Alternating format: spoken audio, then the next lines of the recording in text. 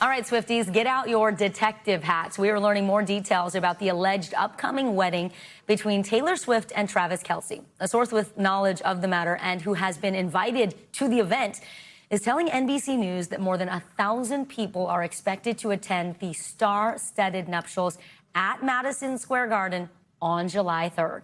Now, this is all coming just days after a spokesperson from the New York City mayor's office confirmed a permit request for street closures around MSG between July 2nd and July 4th. All the clues. Morning News Now anchor Savannah Sellers joins me now. So, Savannah, we got big name performers rumored, street closures, Madison Square Garden of it all. What is this source telling NBC News? Yeah, unfortunately, I'm not the one who's invited to the event who has this information because I wouldn't be at work all week. I'm glad you cleared that up. Picking out my outfit and preparing myself. I wish. No, okay, so we do have some of these clues now, like you just said.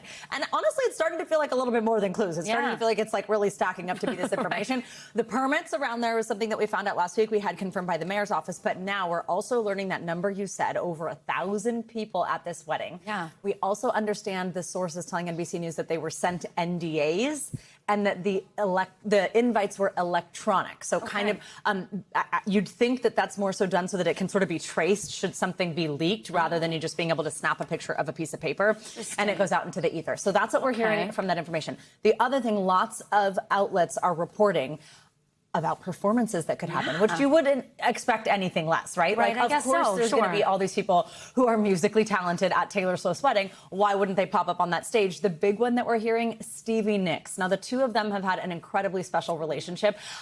Taylor has referred to her, there they are together, they've performed together. Taylor has referred to her many times as a mentor, as a friend. They speak very highly of each other. Also, now, you know Taylor loves an Easter egg. That, for people who don't know, is when she sort of hints at something to come.